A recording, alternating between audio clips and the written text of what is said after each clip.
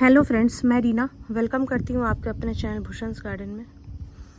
तो फ्रेंड देखिए, सबसे पहले मैं आपको दिखाती हूँ कि यहाँ तो काफ़ी ज़्यादा मैच्योर हो गए हैं ये। अभी देखिए, आपको यहाँ से समझ में आ रहा होगा थोड़ा सा उभार, तो ये काफ़ी अच्छे से अभी सीड पॉट मेरे को लगता है आई थिंक अंदर तैयार भी हो गए हैं। तो 10 से 15 दिन और है इसकी हार्वेस्टिंग के लिए।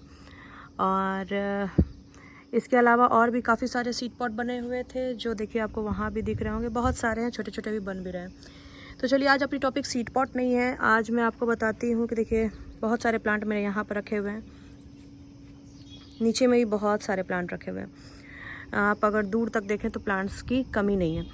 तो जिनको मैंने प्लांट सेल किए हैं, मैं आपको बताती चलूँ कि मेरे पास अरेबिकम की काफ़ी ज़्यादा अच्छी कलेक्शंस है।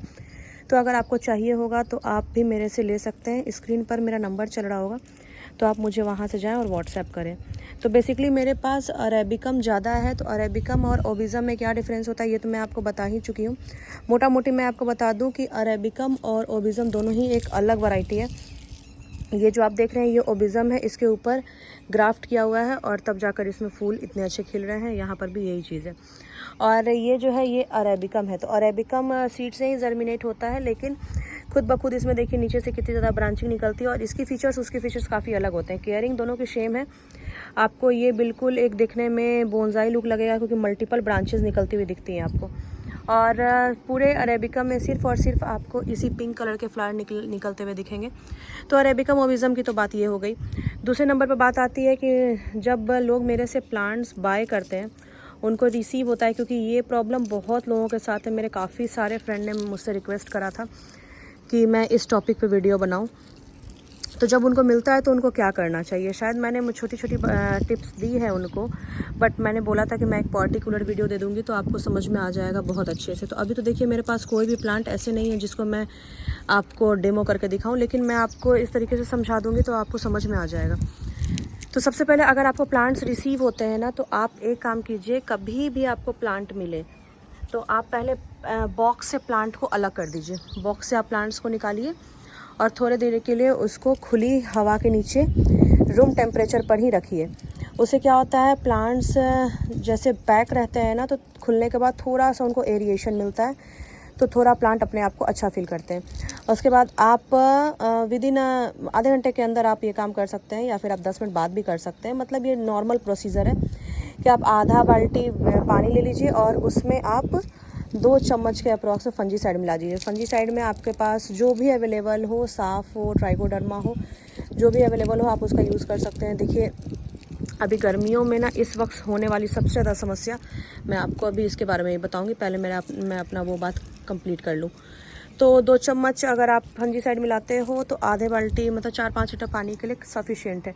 उसमें आप अपने जितने ये प्लांट हैं जो आपने बॉक्स से निकाले उसको आप डिप करके आधे घंटे के लिए छोड़ दो। आधे घंटे 1 घंटे के लिए भी छोड़ सकते हो, कोई दिक्कत नहीं है।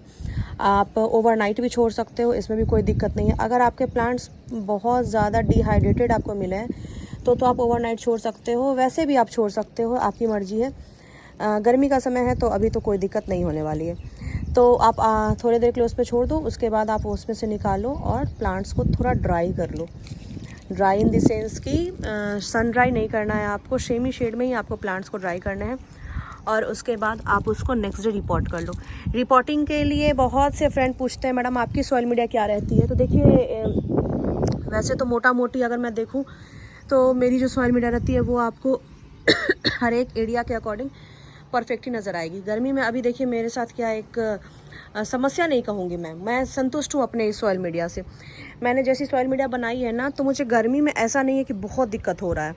मैं अभी पानी दी हूँ, देखिए सुबह का समय है, अभी आई थिंक 6:45 बज रहे हैं। तो मैंने अभी वाटरिंग किया, अब ये शाम आते आते ये सॉइल पूरी की पूरी सूख जाती है। तो मैं शाम में भी आती हूँ और एक बार वाटरिंग कर देती हूँ। मतलब अभी अगर मैं 100% करती हूँ तो शाम में मैं 50% करती हूँ। तो इस तरीके से प्लांट्स हमेशा आपको फ्रेश नज़र आएंगे। इधर की कोई भी पत्तियां मेरी पीली नहीं है और इधर की पत्तियां पीली हैं, उसका भी मैं आपको बताती हूँ कि ऐसा क्यों हुआ है। तो आपने ऐसा किया कि प्लांट्स को ड्राई कर लिया और नेक्स्ट डे आप इसको रिपोर्ट कर लो। रिपोर्टिंग के लिए सॉइल मीडिया बहुत ज़्यादा अहम रोल प्ले करती है। यहाँ पर आपको मैं एक सॉइल मीडिया दिखाती हूँ जो मैंने बहुत पहले लगाए थे और इसको मैंने अभी तक रिपोर्ट नहीं किया है, ये वाला। तो ये बिल्कुल सैंड में लगा हुआ है, इसमें कोई सिंडर नहीं है, सैंड और सॉइल है इसमें। तो इसकी सॉइल मीडिया देखिए कैसी है। अभी मैंने इसको पानी दिया है ना, तो इस वाले प्लांट को गर्मी में कोई दिक्कत नहीं है। अगर आप सैंड, सॉइल, वर्मी कंपोस्ट भी मिलाकर लगा रहे हो तो इसको कोई दिक्कत नहीं है। लेकिन गर्मी में अगर आप इसको मानसून में ही छोड़ देंगे ना ऐसे, तो आपको थोड़ा सा ध्यान देना पड़ेगा, जो कि मुझे करना पड़ेगा। तो 1-2 प्लांट हैं तो चल जाता है, लेकिन बहुत सारे प्लांट को उठाकर मैं अंदर नहीं रख सकती हूँ। तो मैं एक ऐसा सॉइल मीडिया बनाती हूँ जिससे प्लांट्स को न्यूट्रिशन भी मिले और प्लांट्स आपको हर एक सीज़न में चलता रहे। ये देखिए मेरी सॉइल मीडिया कैसी है। इसमें सैंड है, वर्मी कंपोस्ट है, राइस हस्क है और सिंडर है। तो इस तरीके की सॉइल मीडिया अगर आप एक बार बना लेते हैं ना, तो इसमें पानी कभी खारा नहीं उतरेगा, कभी नहीं। हमेशा आप पानी डालोगे तो ड्रेन आउट हो ही जाएगा। अभी बहुत सारे प्लांट्स मैंने अपरूट किए थे, तो ये सॉइल मीडिया मेरे पास पड़ी हुई थी तो मैंने दिखा दिया है। कुछ उसमें से भी अपरूट किए थे वहाँ पर, तो देखिए अभी ड्राई हो रहे हैं। तो आप इस तरीके की सॉइल मीडिया अगर आप बनाते हैं ना तो बहुत अच्छा रहता है। अगर आपके पास सिंडर नहीं भी है तो सैंड और थोड़ी मोड़ी सॉइल ले सकते हैं। मैं ये नहीं बोलूँगी कि सॉइल मत लीजिए, लेकिन वही है कि बरसात में आपको थोड़ा सा ध्यान रखना पड़ेगा, क्योंकि उसमें फंगस की समस्या थोड़ी ज़्यादा मेरे नज़र में रहती है। वो इसलिए भी रहती है कि मानसून में अगर मैं ऐसी सॉइल मीडिया बनाकर पूरे मानसून छोड़ देती हूँ तो भी मुझे कोई दिक्कत नहीं आती है, और ग्रोथ मुझे बहुत ज़बरदस्त मिली है मेरे इस सॉइल मीडिया में। तो ये तो हो गई सॉइल मीडिया के बाद। उसके बाद आप उसको रिपोर्ट कर सेमी शेड में थोड़े दिन के लिए छोड़ सकते हैं। सेमी शेड मैं इसलिए बोल रही हूँ क्योंकि प्लांट्स में भी रूट नहीं बनी है, तो सेमी शेड देना ज़रूरी है।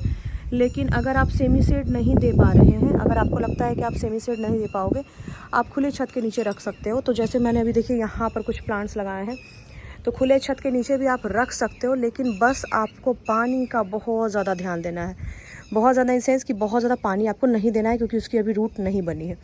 तो मैं क्या करती हूँ कि अगर मैं लगा कर इस स्टैंड के पास रख दी ना, तो मैं इसमें सुबह शाम मिस्टिंग करती हूँ। मिस्टिंग ही बहुत इनफ है उसके लिए। अगर आप मिस्टिंग करोगे तो प्लांट्स की रूट्स जल्दी बनेंगी।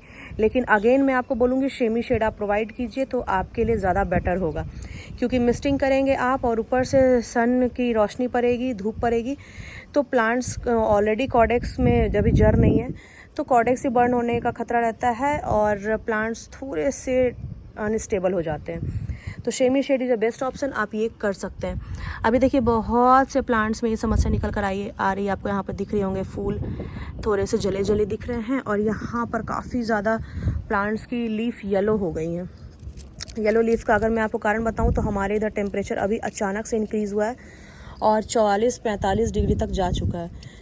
तो इस वाले टेम्परेचर में थोड़ी सी लीफ येलो होना क्वाइट नेचुरल बातें हैं, क्योंकि अगर लीफ येलो नहीं होंगे तो प्लांट पता कैसे चलेगा कि प्लांट को भी बहुत ज़्यादा गर्मी लग रही है। तो क्या होता है, ये देखिए मेरा खुली धूप में रखा हुआ है, तो इस टाइप के प्लांट को ना दोपहर के समय 12 से जो 4 बजे का समय होता है ना, उस वक्त बहुत गर्म हवाएं चलती हैं। गर्म हवाओं का ही असर है कि लीफ येलो हो रहे हैं। तो घबराने की कोई बात नहीं है, येलो हो रहे हैं गिरने दीजिए, कोई दिक्कत नहीं है। ऐसा मत कीजिए कि अरे लीफ येलो हो रहे हैं तो बहुत ज़्यादा पानी दे दो, ऐसा बिल्कुल मत कीजिए। पानी जैसा आप दे रहे हो वैसा ही दो।